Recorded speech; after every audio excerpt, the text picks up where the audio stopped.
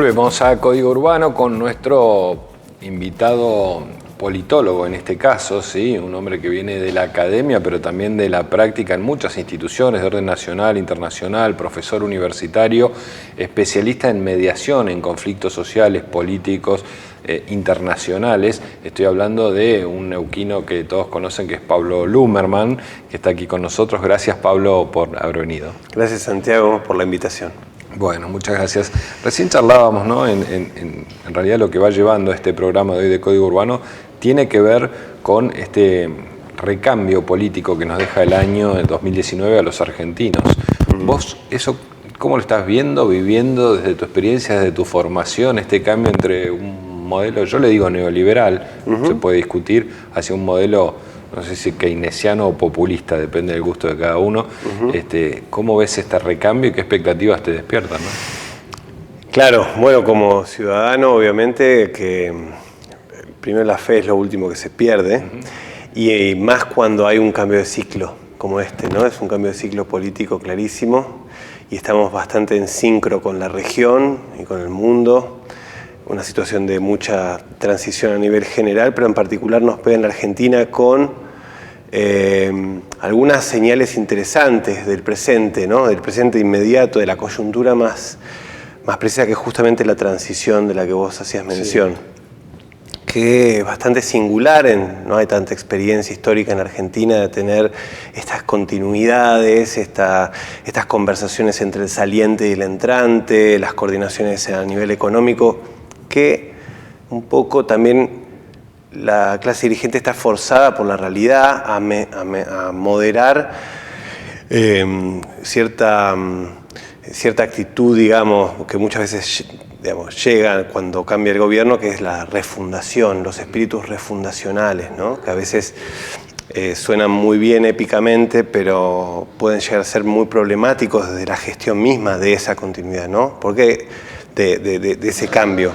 Y ahí me parece que es interesante, al mismo tiempo que hay continuidades, o por lo menos conexión en ese proceso transicional que parece ser más ordenado, obligado por la crisis, lo que uno ve es que el proceso electoral mismo, si bien resultó en una polarización o la vuelta al bipartidismo, claro, quizás hay nuevos agrupamientos políticos que puedan terminar de condensarse e institucionalizarse, quién sabe, ¿no? Con algunos terceros que hacen de fiel de la balanza, o segmentos de esas coaliciones que pueden llegar a despolarizar bastante de cada lado. O sea que en ese sentido también veo cierta madurez en el sistema político argentino, en contrapelo, digamos, al clima regional, claro, ¿no? Que en donde hay crisis de representatividad, donde mires. Y aparecen los vengadores, digamos, del popolo Bolsonaro, ¿no? Gente que dice, vamos a arrasar con el establishment y con la institucionalidad y volveremos a ser gloriosos o seremos extraterrestres, o lo que sea que se prometa ahí, pero que tiene que ver también con decirle basta al juego democrático tal y como venía, porque hay un hastío. En este caso, en la Argentina, eso lo tuvimos muy tempranamente en el 2001, y en este proceso de ida y vuelta de digamos, modelo estadocéntrico versus modelo mercadocéntrico, keynesiano neoliberal, que este contraste que a veces sentimos que es tan fuerte que vamos para un lado, vamos para el otro, y eso genera sus problemas. Yo también veo que hay una moderación en ese ciclo, y acá con Alberto Fernández lo vemos también con claridad como candidato y ahora como presidente electo, ¿no? Una lógica mucho más pragmática, una ideología más pragmática, que con esta ética de la convicción que había, ¿no? La épica de somos los buenos, vamos a sacar a los malos. No lo siento así, y no siento así que se haya, y el proceso electoral creo que tuvo algunas señales en ese sentido. La propia elección de Alberto Fernández como candidato a presidente por parte de Cristina fue hacia la despolarización, más allá de los dos polos, sí. Paradójicamente. Pablo, una cosa que no dije en la introducción es que además sos miembro de la mesa de Vaca Muerta del diálogo, donde hoy cuando los estudiaba ustedes como invitados te veía que tenés, por ejemplo, en la misma mesa sentados empresarios con toda la impronta de maximizar su producción y al mismo tiempo a comunidades indígenas que tienen allí un reclamo centenario de sus tierras y de algunos derechos que sienten avasallados. Te llevo a la mesa de Alberto Fernández. Alberto Fernández tiene a Grabois, que le pide reforma agraria, y al mismo tiempo tiene la estructura más arcaica, lo voy a decir así, de la CGT, es decir, y además a la Unión Industrial Argentina. Es decir, bueno, apelo a tu formación como mediador. ¿Cómo se conciben o cómo se concilian intereses tan cruzados, ¿no? Bueno, vamos a primero una cosa es juntar a la gente para que se pueda relacionar entre sí y desde ese diálogo que se puede producir, en este caso el diálogo neuquino en torno a Vaca Muerta, poder justamente despolarizar posiciones que quizás se ponen muy duras y a veces se olvidan del interés común. Y en ese proceso de empatía, bueno, se pueden encontrar soluciones o se pueden prevenir problemas y en ese sentido se convierte en una especie de corriente de opinión que ayuda a que el sistema político trabaje con más inteligencia contextual y proyectiva. Eso por el lado de la experiencia que hemos tenido. No es un espacio de toma de decisiones lo que tenemos, es un espacio de acercamiento, de construcción de conocimiento. Y desde ahí se aporta, y es interesante, la verdad. Y creo que algo de eso eso de la política de los acuerdos, que es una política interesante. A mí me gusta la política del conflicto también, porque introduce los problemas, digamos, ¿no? Y los marca, pero después necesitas la política de los acuerdos. Y cuando tenés una crisis como la que estamos viviendo, que está más allá de las transiciones políticas interesantes, vas a necesitar mucha mediación. Primero, adentro de la coalición gobernante, justamente por esto que planteas. Mucha mediación ahí, muchos facilitadores de diálogo político para garantizar la cohesión interna, que es necesaria, pero que no es suficiente para trabajar en el Congreso que vamos a tener. Claro. Vas a necesitar crecer en base de sustentación política a nivel del Congreso, pero también en la calle, con los movimientos sociales. Con lo cual, hay un ejercicio de balanceo que solamente es posible para mí ser exitoso en ese proceso si tenés muy aceitadas esas capacidades de construir acuerdos y también una perspectiva, una hoja de ruta, digamos. Por eso el concepto de acuerdo económico y social hay que cuidarlo mucho. Construir ese acuerdo económico y social a nivel nacional desde una proyección de unidad nacional es algo que no tenemos experiencia histórica. Ni una vez. Bipartidismo sí, ¿no? Hasta tenemos un estado de bienestar en nuestra historia, pero acuerdos nacionales que permitan hacer una salida de una crisis así, que pueda incluir a sindicatos y a empresarios y a movimientos sociales, que son los que representan ese sector que no tiene trabajo formal, que es cada vez más grande. Bueno, sumado a un elemento más, que es la dimensión de la sustentabilidad del desarrollo, o sea, la parte socioambiental, que también es relevante, digamos, ¿no? Desde el punto de vista de cómo sostenés un modelo de desarrollo. Más, hoy por hoy, con el cambio climático y sus impactos en la economía de hoy y en la economía que venga. Con lo cual, creo que el desafío es mayúsculo, es extraordinario y va a requerir la mejor versión de la dirigencia. Sí. Pablo, Latinoamérica, ¿no? Estalla Chile, digamos, hay un conflicto muy importante en Chile, en Bolivia están sospechados los resultados de la elección. Venezuela, no hace falta que diga que está crispada desde el punto de vista social, político y económico. Ecuador, Lenín Moreno tuvo que tirar atrás un decreto por un ajuste porque se había levantado también una serie de manifestaciones allí de tinte violento o por lo menos de crispación social. ¿Está en juego? No digo está en juego. ¿Pone esto a prueba la democracia joven que hay o las democracias jóvenes que hay en Latinoamérica? Porque es como que las situaciones de hecho están tratando de suplantar de alguna manera la institucionalidad, ¿no? Sí, muy interesante cómo está la región y mirarnos en los espejos de nuestros países hermanos está muy bueno porque mirás hacia el pasado, mirás hacia el futuro. A ver, Primero, reconozcamos que a nivel regional vivimos todos en democracias de alto voltaje. No hay, salvo Uruguay, ponele. Que Uruguay, está en su proceso electoral, pero está ordenado Uruguay. sí. Es que son impresionantes. En términos de modelo de democracia y desarrollo, comparativamente, ¿no? Siempre son interesantísimos porque combinan, digamos, elementos que obviamente para un país de 3 millones y pico, digamos, homogéneo desde el punto de vista, o sea, con baja desigualdad, bastante homogéneo desde el punto de vista social, cultural, en fin, es más fácil, pero es un lindo modelo. Pero más allá de Uruguay y su excepcionalidad, vos ves, por un lado, que hay gobiernos con pretensión hegemónica que rompen reglas constitucionales que ellos mismos sancionaron para prolongarse en el poder. El caso Bolivia, más allá de los éxitos macroeconómicos que tiene y de reducción de desigualdad, y hay cosas muy interesantes que ha generado el gobierno de Evo Morales, pero es claro que hubo forzar un poco demasiado la máquina y y de parte de la oposición hay esta sensación de que no va a ser posible nunca, no va a haber una lógica competitiva de acceso al poder, digamos, ¿no? Entonces se estimula la protesta y un poco también el desencanto en relación a la institucionalidad, ¿no? Y es lo que vemos en Bolivia con el tema electoral, con la crisis electoral. El caso de Chile es un caso muy interesante para mirar, más desde Neuquén, porque lo que Chile tiene es un estallido social. Ellos le llaman, ¿cómo le llaman? Una especie de, no revuelta, pero un reventón. Un reventón.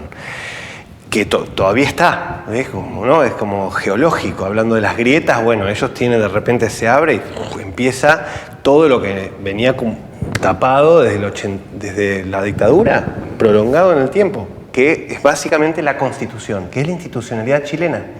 Esa institucionalidad que desde la Argentina decimos, wow, qué orden, ¿no? Cómo están todos y cómo se desarrolló económicamente. Y uno lo puede ver porque visita, porque tiene primos, porque tiene amigos de aquel lado. Pero al mismo tiempo, qué difícil ser clase media en Chile, endeudado hasta la manija. Bueno, y de repente esto que emerge y que el establishment político que acordó el marco constitucional vigente y que acordó la regla de juego neoliberal, en muchos sentidos, más allá de que ponerle que desde la izquierda se venía la crítica, pero igual, en ciertos puntos, el establishment político de izquierda y derecha negoció, hubo un pacto de élites ahí, sí, digamos. No es que no hubo gobiernos de centro-izquierda en Chile. No. Y los procesos constituyentes durante los gobiernos de centro-izquierda fueron insuficientes en su capacidad de realmente llevar el país hacia una constituyente. Mira, ahora viene una constituyente desde abajo. Nosotros en Argentina no tenemos esa experiencia. Fueron el Pacto de Olivos, digamos, desde arriba, en cierto sentido. Entonces, pero no sabemos si el establishment económico chileno, que es muy concentrado y es muy fuerte, va a estar de acuerdo con negociar una constituyente que heredan de la dictadura. Y ahí está la cuestión. Porque sí, la dictadura chilena también viene, digamos, cae no voy a decir casi por transición, cae el pinochetismo en Chile. No es lo mismo que el derrumbe de la dictadura, por ejemplo, argentina, ¿no? No, ellos tuvieron desde el 87, que fue el último toque de queda donde los militares estuvieron en la calle, fue en la época donde Chile empezaba a levantarse porque ya era porque había problemas económicos, ya el modelo no les daba, pero aparte todo lo que implicaba tener una dictadura encima, en una primavera democrática para toda la región. Entonces Chile es uno de los últimos que hace la transición, y si no el último, y bueno, y una transición pactada con la dictadura, con Pinochet como senador vitalicio, con un montón de elementos. Referéndum que el mismo Pinochet pone a consideración de la ciudadanía. Bueno, ese fue una salida interesante, digamos, en Chile, y de ahí salen muchas de las agendas, mucho de la agenda que venía con el sí al cambio, digamos, lo que no se pudo cumplir. El conflicto con el pueblo mapuche, por ejemplo. Chile, con la cuestión mapuche, tenía un planteo de solución, la concertación en la época concertación, cuando buscaban sacarlo a Pinochet, pero no se implementó justamente por estas tensiones difíciles en Chile. Así que Chile es una gran pregunta abierta, pero lo que sí es claro es que el modelo institucional va a cambiar.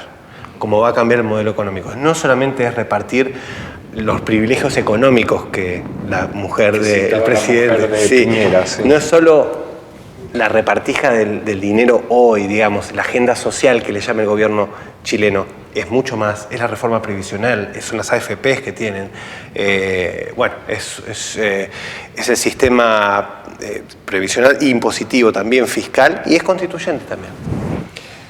En este contexto, ¿cómo se hace para construir un modelo como construyó, por ejemplo, Néstor Kirchner, latinoamericano, de cierta afinidad política entre los mandatarios? Es decir, yo me lo imagino, Alberto, con Bolsonaro ya se llevan mal todavía. Sí, mucho laburo para las cancillerías. Todavía no empezaron, con Chile no sabe con quién hay que hablar, digamos. Se supone que con el presidente, pero hoy Chile está en este proceso que vos contás. Bueno, en fin, tiene un panorama para salir a construir algo supranacional más difícil de lo que tenía Néstor, ¿no? Sí, donde no va la afinidad, digamos, de centroizquierda no va a ser el material que pegue este constructo regional si es que se logra. O sea, hay obviamente mucha expectativa regional en lo que la Argentina puede hacer.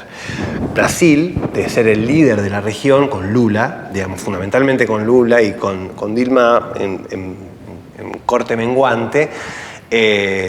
Hoy con Bolsonaro es un actor que está todo el tiempo buscando acuerdos bilaterales, digamos, no trabaja en equipo, no trabaja con una lógica de integración regional, todo lo contrario, digamos. Ahí hay un alineamiento más con Estados Unidos y un juego propio, ¿no? Mientras que como vos bien decís, cada uno de los países más chicos está en una lógica más, digamos, buscando su propio camino. A Argentina le toca la tarea de ser equilibrador, digamos, entre Venezuela y Brasil, ¿no? Entre Colombia y Ecuador. Y entonces yo creo que es la lógica de la construcción de la integración regional o la construcción regional va a ser mucho más pragmática. La veo mucho más pragmática que ideológica. ¿Sí? En Alberto, más allá de que hay un principio de unidad latinoamericana que sí es parte de su identidad política. Ahí se nota y puede llegar a resonar más o menos con otros dirigentes. Me parece que la tarea de la integración regional igual es sine qua non. Necesitamos como país, nosotros en Neuquén, si no nos integramos con Chile en términos de integración energética, y Vaca Muerta va a ser complicado. ¿A quién le vendemos digamos, el gas? Nosotros tenemos un horizonte o sea, venimos de empobrecernos, de reducir, digamos, la riqueza en la Argentina en general, pobres, ricos, todos nos hicimos más pobres, de hecho, ¿no? Más allá de cómo... Pero si no hay integración, si no se vende a los vecinos, si no se exporta a los vecinos, se nos va a complicar. O sea que debería ser prioridad para el gobierno nacional avanzar en esa tarea. Pablo, bueno, son las 23, pero es muy tirano si te pido que en 2 minutos, no quiero dejar de consultarte, ¿cómo está el diálogo en el mundo Vaca Muerta para lo que se viene? Bueno, es un momento interesante porque es un momento de la crisis, el congelamiento de las naftas generó una especie de parate generalizado, lo vimos, el 50% menos de actividad, y eso genera la posibilidad de tener un respiro y preguntarse hacia dónde va esto. Estamos en un 4% de desarrollo y sabemos todo lo que trae, lo bueno y lo malo. Lo sabemos. Pensemos cuando esté en un 10%. Solo un 10%, o sea, es un 5% más, es el 100% más en realidad. 5% más de Vaca Muerta es el 100% más de la actividad que nosotros estamos viviendo. ¿Hacia dónde va? ¿Cuál es la prognosis? Si seguimos igual que ahora, pero el doble, ¿cómo vamos a estar? Y ahí, en esa proyección, yo te diría, hay mucha desarticulación en el territorio que recibe esta inversión.